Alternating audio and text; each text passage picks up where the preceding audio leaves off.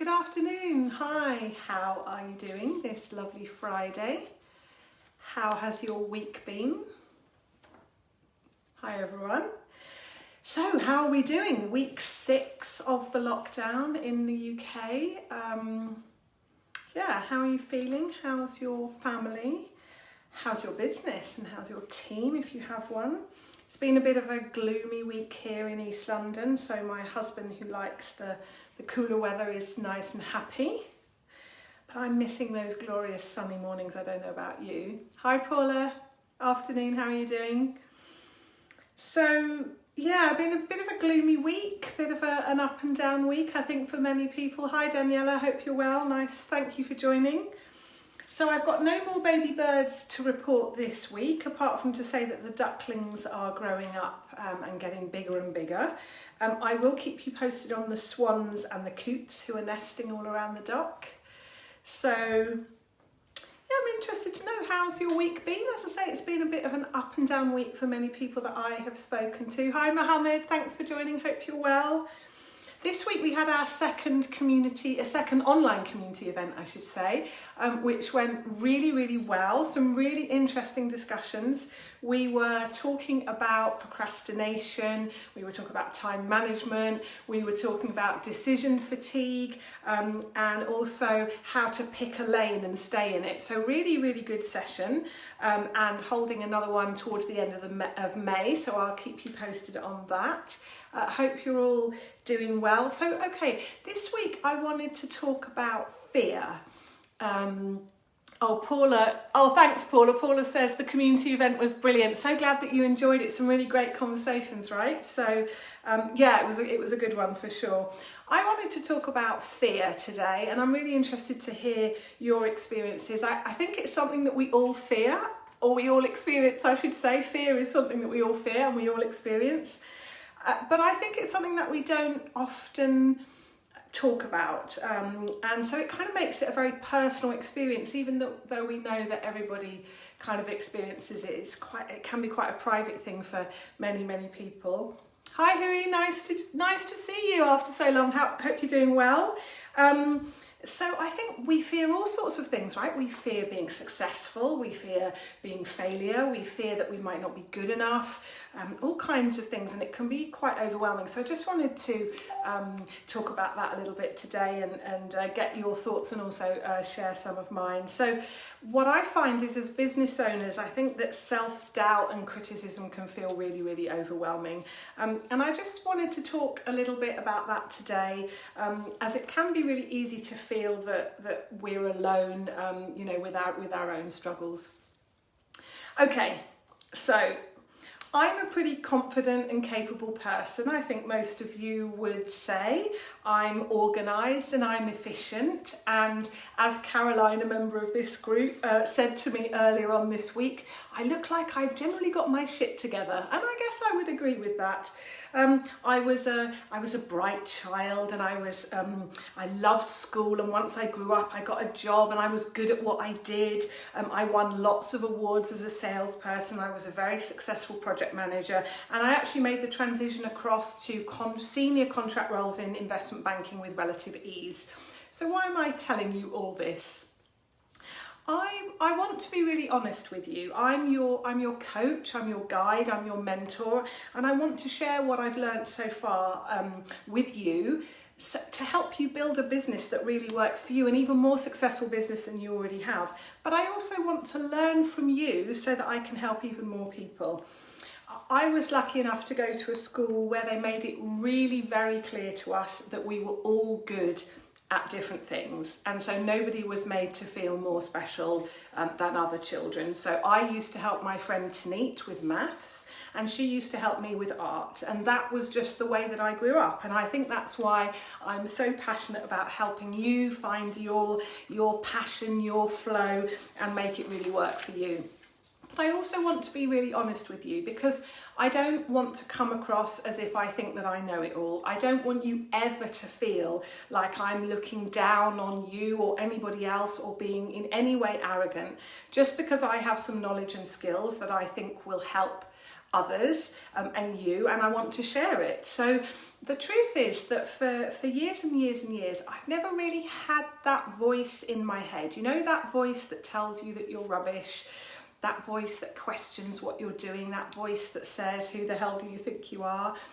Of course, I've had my moments of doubt through my career, but nothing compares to what I experienced when I started out in business myself, and that's really what I want to share with you, and that's why I'm so thrilled to be working with so many wonderful entrepreneurs, because it really is an emotionally up and down roller coaster of a ride. And so for me, the last 3 years really have been an emotional roller coaster. I've had some great successes and helped a lot of people, but I've also had moments of absolutely crushing doubt and huge frustration. My biggest fear has been that what I'm saying and sharing is not valuable enough, that everybody already knows this stuff. It's business fundamentals. I mean, everybody knows this stuff, right? It's all just kind of blah, blah. That's my biggest fear, and it has been right from the start. There are days when the voice in my head shouting, who the hell are you to tell anybody else how to run their business, has been just absolutely deafening. Working with clients one-to-one has always come quite naturally to me. It's what I'm used to, and I'm very, very confident that I can help other people to get clear. It's what I've been doing my whole life, and I know that I'm good at it. But when I started this community last summer, I was putting myself way outside my comfort zone. What if nobody wanted to join? What if nobody commented or shared or engaged? What if nobody watched my lives or found them useful? And what if people joined for a few days and then left again? It was actually exactly the same when I started holding monthly events, because I was asked to, because people said it would be really good to be able to meet each other in person. So I had those same questions. What if nobody comes? And what if nobody finds it useful or valuable or enjoyable? And yet the truth is, and you know what I've learned, is that it really isn't about me at all.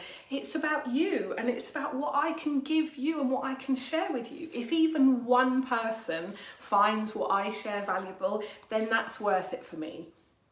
And even if one person stops burning themselves out, and even if one person realises that they don't have to do everything in their business, and even if one person reaches out and asks for help rather than struggling on alone, then it really is all worth it. And that is actually what drives me on. And that's what helps me negotiate with that voice in my head.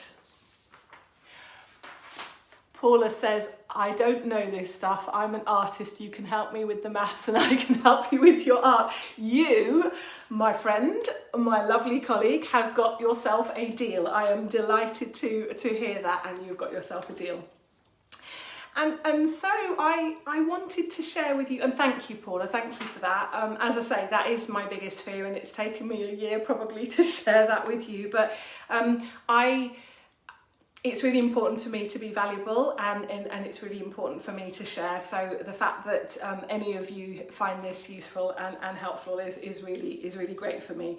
So I wanted to share with you some of the tips and techniques that I use to stay focused and get out of my head. And I'm hoping that some of these will work for you and help you. In my experience, that voice actually doesn't go away. I've been living with it for the last few years, having not lived with it for most of my life. Still a bit of a shock, but I'm getting to know that it just doesn't go away. It's a part of you. It's a part of me. But it is possible, in my experience, to quieten it down a bit, and that's what I'd like to share with you. So yesterday I was invited to talk to a group of 40 business owners about being the boss during these crazy times, and some of the questions that they might want to take the opportunity to ask themselves. And I shared some of the things that I've been sharing with you in this community. So I shared the change curve with you that I've previously shared with you, and also some of my tips on keeping us all safe mentally and physically. And I asked them to reflect on what success looks like for them, what they really want, and whether or not that's changed over the last few weeks. I asked them to reflect on what they want their role in their business to be moving forward, and who they needed around them to make that goal a reality. And after I came off of the session, I was immediately saying to myself, oh, you could have said this or you could have said that. The perfectionist was kind of, coming to beat me up immediately, even though I thought I'd done a good job. I was like, oh, but you could have said that, or you could have added that, or you could have given that, or you could have said that. Afterwards, one of them got in touch with me to thank me and told me that he hadn't been out of the house for 4 days, but that immediately after the event and hearing me talking about how important it is to look after ourselves, he decided to go out for a run as a result of what I'd shared. And that made me really happy, and that is why I do what I do. Hi Jocelyn, hi Rob, so nice to see you both. And so that's actually my first tip, is be really clear about why you do what you do. That certainly helps me stay focused and quiet down that voice in my head that gets loud from time to time. Although I'm a small business coach helping people with how to run their businesses and build great teams, at the core of what I do is really help people get clear about their purpose and clear about what they want. Everything else that comes after that is implementation after all. So if you're feeling stuck or anxious, take yourself back to why do you do what you do? It's so very helpful. I try to accept that voice. I'm learning to accept that voice and understand that it's a part of me, and that its job is to keep me safe. That voice that you hear inside your head is actually your brain trying to protect you from doing anything that might bring you harm. It's actually a compassionate voice, however much it might not sound very compassionate. That part of your brain is actually really, really, really risk averse. And so it will resist anything new. Anything even slightly outside your comfort zone, it will resist because it's trying to keep you safe. Anytime you consider posting anything on social media, anytime you consider even having an opinion, anytime you decide to do a live about that voice in your head or about your vulnerabilities, every time you think about putting your head above the parapet, that voice will ask, are you sure you want to do that? Except it doesn't do it quite like that or that helpfully. In my case, it's rather louder and a whole lot meaner and more critical than that. So I try to see that voice as a caring and compassionate part of me that's trying to keep me safe, which is quite hard to do when it is so critical and so harsh. But my second tip to you and to myself is to be kind to yourself, and including that voice, be kind to that voice because it's got a job to do and it's only trying to do its job. Instead of trying to fight it, just accept that it's a part of you and who you are. Of course, there's a balance to be struck, because if I listen to that voice, then some days I wouldn't do anything at all. And you know what, maybe that's okay once in a while. It's okay to have an off day, and sometimes we just have to say, today is not that day. But I also try to reassure that voice, and I also try to negotiate and reason with it. I tell myself that I am enough. And one really helpful tool that I use every single day, and this is my tip number 3 for today, is to record evidence. And let me explain to you what I mean by that. Before I do, I'd like to hear what Jocelyn has to say. It's taken me so long to get my head around that compassionate argument. Mine is quite mean too. Do you know what? I think... maybe we've all got a mean streak, and that's a shame. Right? It actually makes me sad sometimes how mean I am. Yesterday when I came off that event, I did a good job and lots of people found it valuable, and I was so mean to myself. And what is the point of that? So it is trying to keep us safe. It is trying to be compassionate. It is trying to be kind. It's just sometimes not doing it in a very kind or compassionate way. Paula is saying, I say to that voice, thank you, not now, especially in the middle of the night. Oh, goodness me. Wow, that sounds... I don't often get that middle of the night thing. I know that lots of people do. I did have an experience actually at the beginning of March where I was actually at an event, and I think I'd kind of got overstimulated with a whole load of information or everything, and I woke up about 2 o'clock in the morning and that voice was going like, oh my God, why aren't you doing all this stuff? And like, it was so loud and so critical. I actually had to get out of bed and take some deep breaths, and normally that doesn't happen to me, but that sounds That sounds like quite a thing. So I have had that experience. I think probably that's the most dramatic example of that. In the middle of the night, it's always scarier, isn't it? Or is that just me? It's always a little bit even more confronting in the middle of the night. So I was talking about evidence, and what do I mean by collecting and recording evidence? And this is something that I've found hugely helpful since I've started to do it, and I do it every single day. It's part of now my daily closing the day routine, if you like. As business owners, we're really very focused on goals and outcome, and I spoke earlier on about really getting clear about what you want, and that's really, really important to do. But the key thing about goals and outcomes is we don't really control them. We've talked before about having standards. I've done lives before about having standards that we want to meet in our lives, in different areas of our lives. For example, our business, our relationship, our health, and other areas of our lives that are important to us. And the key difference between standards and kind of outcomes or results is standard is something that we can set ourselves, and it's something that kind of resets every day, and we say, do you know what, I want to exercise 3 times a week, or I want to make this many calls in my business, or I want to sit down with my husband and have a proper conversation once a week, or whatever it might be for you. Keeping a track of your activities against those standards is a really good way of knowing how you're doing, and it's actually a good way I found of kind of keeping myself sort of calm and not beating myself up about some unattainable goal that's too far in the future. And evidence is actually really well linked to that. And what I'm talking about is looking for evidence that what you're trying to achieve is actually working. And it's about noticing even the smallest things. Somebody comments on a social media post. You get introduced to somebody that might be an interesting prospect or a partner. Somebody sends you a nice message to say, thank you so much for this community, I'm finding it valuable. One of your competitors is actually making something that you're trying to do work. And instead of going, oh, why are they doing it and why am I not doing it? That's evidence that the approach is working, and therefore that you can make it work.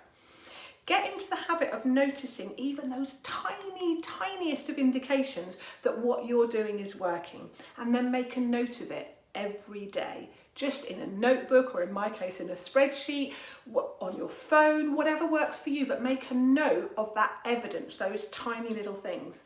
And then when that voice pipes up at inconvenient moments, in Paula's case maybe the middle of the night, as you know that it will, then you have something concrete to offer it. You have something concrete to show yourself and say, here, look, here's some evidence that this is working. It's okay. I'm okay. I am enough. This is okay. This is what I want, and this is working. It's a nice reminder that you're on the right track and that you are making the right decision to continue doing what you're doing. My final tip is about self-care and your environment and your time. So if you feel like you're banging your head against a brick wall, there's a bit of a fine line between saying, I'm nearly there, and actually I just need to push through this last bit. And do you know what? If it's this hard, maybe it's not the right thing. Maybe today's not the day. Maybe now's not the right moment. Maybe this is not the right approach.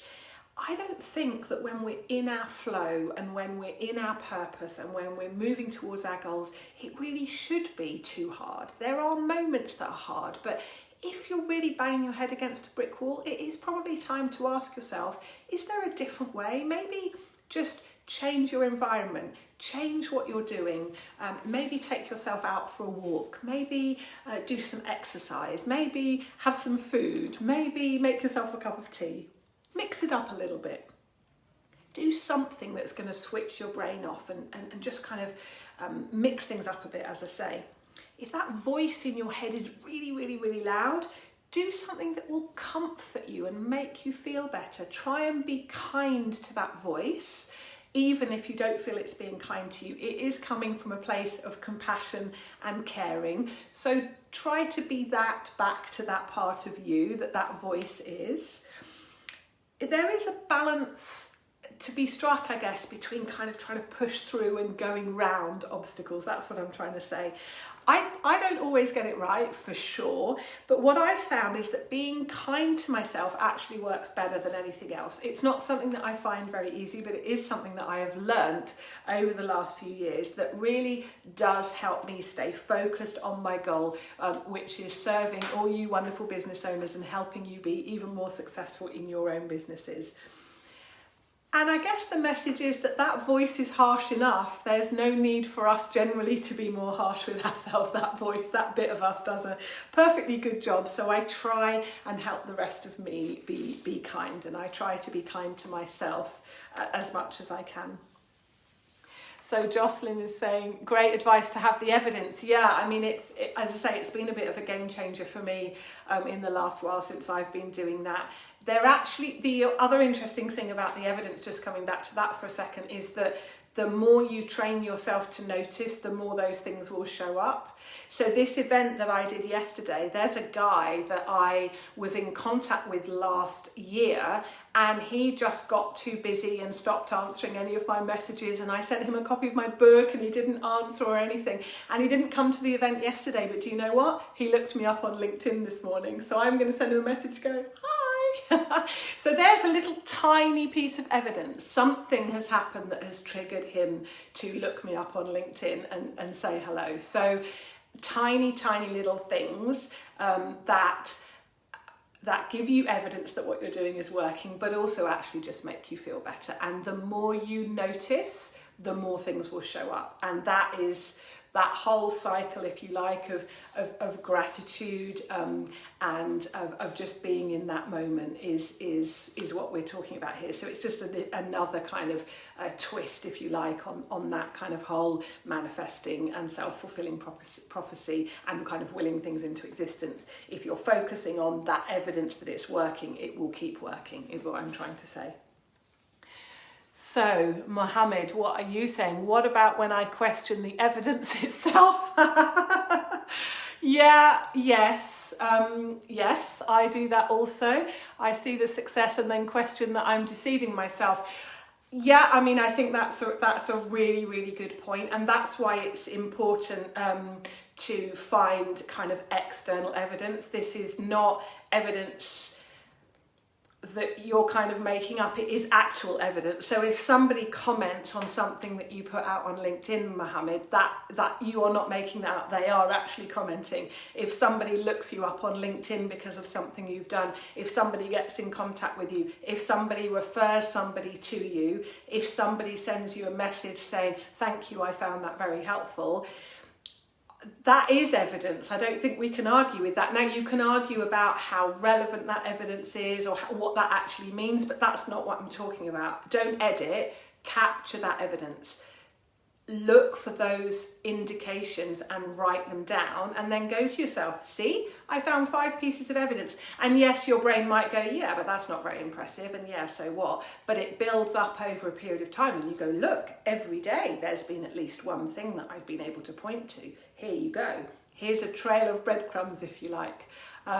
It is a bit, I find it's a bit of a negotiation, which is what you're talking about. It's kind of like having 2 voices, isn't it? One voice is going, yeah, you're going great, and the other voice is going, yeah, who do you think you are? It is a bit of a negotiation, I agree.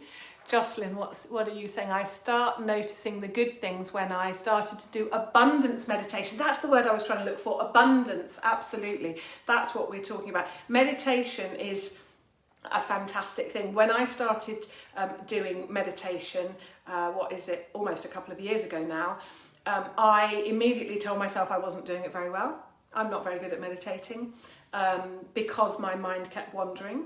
And so then I sort of caught myself and went, this is ridiculously, so why are you giving yourself a hard time because you can't meditate? It's good for you. So then for a while I just said to myself, I'm just deep breathing for 10 minutes. Let's not call it meditation. I can breathe for 10 minutes, and if my mind is wandering, that's okay.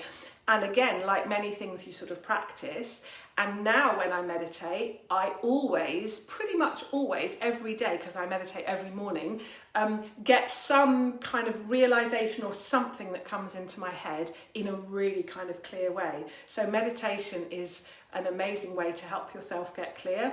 I'm glad that it helps you notice the good things. I don't know if it does that for me. I think I have a clarity around something that I should be doing. So there's still quite a lot of this in my head, but I'm working on it. So, but noticing the good things, noticing the evidence, absolutely, definitely. Okay, so I wanted to share with you in closing, well, let me recap my 4 tips. So the first one is being really clear about why you do what you do. The second one is to try and accept that voice and be kind to it and recognise it's coming from a place of compassion. The third one is evidence and negotiation and the sort of rational debate, if you like, with that voice. And the final one is definitely about self-care and looking after yourself mentally and physically, and remembering that if you're not okay, your business won't be okay, your family won't be okay, your community won't be okay, and any other part of your life that you care about won't be okay. Self-care is not selfish. I know I've said that before, but it's worth repeating. Self-care is not selfish. It's absolutely where it needs to start. And so they are my 4 tips.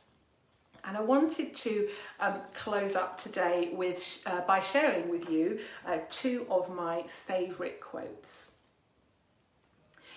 Fear is the only thing that gets smaller as you run towards it. I just love that. And the other one that I love and I remind myself of very regularly is that everything I want and everything you want is on the other side of fear.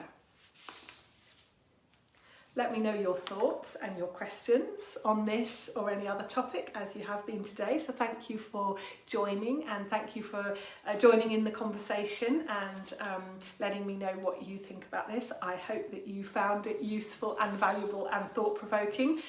I certainly feel good about sharing that with you. It's good to share. It's good to share. Whatever you're doing this weekend and whoever you're doing it with, I wish you a happy and peaceful time. And as always, if you want to talk, you know where I am. Please take care, stay safe, and keep in touch. Bye for now.